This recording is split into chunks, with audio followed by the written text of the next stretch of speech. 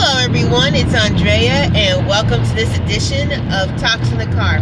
This is actually a part 2 of a Talks in the Car that we did a few days ago, just talking about being mindful of your entire temple, mind, body, and spirit. And just to kind of recap a little bit, I was sharing with you that it was really pressed upon my spirit to encourage you to keep in mind your entire temple. We focus a lot on the spiritual, which we absolutely should, because that is a priority. But a lot of times we neglect the physical. We neglect the mental. We let certain signs go by us. We ignore certain things. And then we find ourselves in predicaments that cause us to find ourselves in health crisis, mental crisis, or we find some things that have flown underneath the radar that we very well could have caught earlier. And so again, I want to really, really encourage you, keep an eye on your mental health. Keep an eye on your physical health. Make sure you're going to those doctor's appointments. Make sure that if you are having some sort of crisis in your mind, if you're not settled in your mind, if there are some things that you are trying to handle, there are professionals out there who are able to assist you, who are able to give you that wisdom and that counsel that you need. You know, we walk by faith, absolutely. God is definitely able to heal us in our bodies. But in saying that, God has also put professionals, people who have gone to school, people who have studied psychology, who have studied social situations, who are able to help you when you are in need. God has put those people in place. God has given them the know-how. God has given them the knowledge in order to assist his people. And so if there's an opportunity to make use of those individuals, we have to do so. And again, within the African American culture, there are certain things that are very taboo. It's still not necessarily popular to go and share information, to share circumstances with mental professionals. There are so many people who have gone through various abuse, who have suffered certain things in their marriages, who suffered things as children, and they have gone through that alone. They have been told that you don't tell the family business. They have been told that you don't go out and share those things outside of the family. But you know what? Sometimes that is exactly what needs to happen. There are crimes that have taken place in families that people have been very hush about. Children who have suffered at the hands of aunts and uncles and cousins and siblings and people within the family, neighbors, and have been forced and encouraged to keep those things under wraps. And then life is not lived as abundantly as it could because they have had to suffer in silence. They've had to suffer by themselves and don't know now how to be able to work their way through situations. And the things that we suffer from in our bodies, the things that we go through in our minds, in our hearts, those things affect our quality of life. And again, God wants us to have a life of abundance. And that doesn't mean necessarily just financial. That means he wants us to be whole in our minds. He wants us to be whole in our bodies. And so I encourage you, please go get checked out. Please see your doctor. Make sure you're taking your vitamins. Make sure you're taking your medications. Make sure that your medications are not interacting with each other. Make sure that you're taking things at the right time. I shared with you all that I have been going through a health journey and as far as losing weight and making sure that my temple is where it needs to be. I want to live long. I want to be able to be a grandma at some point. And in saying that, part of my journey has caused for a deficiency in the various vitamins that I have that are in my body. And so I had to take supplements. But in saying that, there's a timing and there's a science that goes along with it. Certain things don't get absorbed without taking something else. Certain things you have to time out.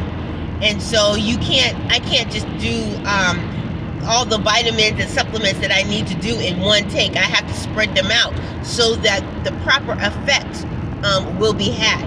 And so I really, really want to encourage you, pay attention to your body. Pay attention to what your mind is saying. If you find yourself snapping at people all the time, if you find yourself in a place where your disposition is not as friendly, if you find yourself in a state of depression, if you find yourself where perhaps you're stress eating, emotional eating, perhaps you're not eating enough. There are people who eat emotionally and gain weight, and then there are people who don't eat at all. They get into a place of hurt and they neglect to feed their bodies. Pay attention to your body's cues. I was listening to a friend of mine on yesterday who was talking about a situation with his dad. His dad is going through some health concerns. And the one thing that he said that really resonated with me is that pain is a warning. Pain tells you what's going on. Pain says to you that something is out of alignment. And he went on to say, you know what? Thank God for the pain. And it was really profound when he said that, because that is absolutely true. If you are having chest pains, something is wrong. And it could be something as simple as trapped gas, and it's just a matter of taking an acid or some Tums or something like that. But it can also be a sign of a heart attack. It can also be a sign of blood clots. It can also be a sign of things happening with your lungs. If you're having a pain in your leg, it could be a sign, again, of something going on with your veins, something going on with your circulation. If you're having headaches, it could be just a sinus infection, but it could be something more. Pain tells you that something is not quite right. And he was sharing, again, the story about his dad, and his dad was feeling some things that weren't normal for him. And when they they decided to take him to the hospital. And when they got to the hospital, they found out that there were some concerns that they needed to be looking at and needed to address. And I had a cousin, in thinking back, who was, she's about a couple of months older than I was, and she wasn't feeling good, and she decided to go to the doctor, and she wasn't feeling good in the doctor's office, and ended up, before the doctor even got a chance to see her, she ended up passing away. And she's been gone now for several years. My son was very young when she passed away, but she passed away because she had a blood clot, and it traveled to her heart and burst. Young. Probably, I wasn't even 40 yet when that happened. And so we have to pay attention. Not to say that she ignored anything, because I don't know. It was so sudden, and it caught us off guard so badly, but we have to pay attention. We have to see if things are looking different. If your fingernails are looking blue, or if you see ridges in them, that's a sign that something is happening. And once again, if you're feeling depressed and down often, that's a sign of depression. That's a sign that there's a chemical imbalance, that some things are going on, and we have to be mindful. We can't be all we need to be in God. We cannot serve the way he wants us to serve. We cannot share. We cannot minister. We cannot be all that God has called us to be if our temple is crumbling. If our minds are not at peak performance, if our bodies are at not where it needs to be. And yes, as we get older, aches and pains are going to come. There are times when we go through seasons in life where we're not as happy and as at peace as we would want to be. But those seasons should not be long term. We should not have to be going through things and suffering through things and not take notice, not look at what is happening in our lives. And so again, I encourage you, take care of your whole temple. Study your Bible. Worship, read, share, minister, meditate. Do all those things that will keep your spirit man strong in God. But then on the same time, visit your doctor. Visit your mental health professional. Take your vitamins. Take your medications. Make sure you're taking your blood pressure. If you have diabetes, check your blood levels, your sugar levels. Do what you need to do. And we have said this often, if you've been in the body for a long time, you know that if we do our part, then God will do the rest.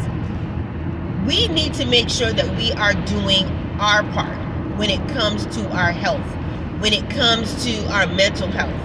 Make sure we are doing our part. We are going, like I said, to appointments. We are taking those medications. We are checking our blood pressure. We are doing all of those things. We are not ignoring certain things. And we are seeing those professionals who God has given the wisdom to in order to get to where we need to be. That doesn't mean that you stop praying. That doesn't mean that you stop walking in faith and believing that God is going to heal, because he absolutely will. We absolutely can rely on God to heal our bodies. We absolutely can step out in faith and make sure that God, make sure that we are trusting what God is saying and not putting 100% of our reliance on the doctors. Absolutely. But they can work in tandem. We can have faith and still go to the doctor. We can have faith and still talk to a professional. We can still have faith and listen to what our bodies are saying in order to keep us in good health. We can do all that. We can, like I said, I think I said in the last live on this subject, you know, there are certain doctors that we just don't want to go to. Let's be honest. Women, we don't want to go and get those pap smears. We don't want to get those breast exams. We don't want to do all of that. The men, they don't want to go get their prostate checked. They don't want to do some of those things. They feel like it's a violation. They're not comfortable. However, moments of being uncomfortable can save your life, can prolong your life, can catch things early so that we can be better and feel better.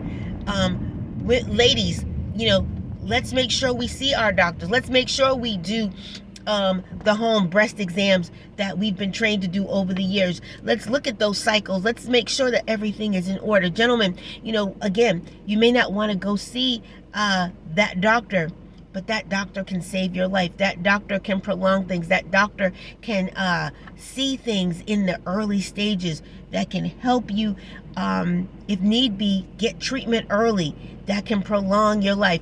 We are only promised a certain amount of years, while it's true. However, by God's grace, if he chooses to give us more, we want those years to be vibrant. We want those years to be well. We don't want to live to be 80, 90 years old, but racked with pain. We don't want to have to be dealing with the arthritis and all of those things. And yes, that's some of it is a part of just the life that we live, just part of the curse that we have fallen under from the beginning. with Adam and Eve. That's a part of it, us being returned to the dust of the ground, and we're all going to have to face that. But there are some things that we can do to make life better. There are some things that we can do that can sustain us. There are some things that we can do that can prolong some things, that can prevent some things. And so let's stay on top of that. Once again, let's stay on top of that so that we can be the best that we can be for God, so that we can minister, so that we can keep traveling, so that we can keep singing, so that we can write that book, so that we can complete the mission that God has set before us. We can't do it if we're not in our best condition, mind, body, and spirit. It's a partnership. We do what we're supposed to do, and we rely on God to do what we can't. You have a wonderful, wonderful rest of your day, and we will look forward to seeing you the next time on Talks in the Car.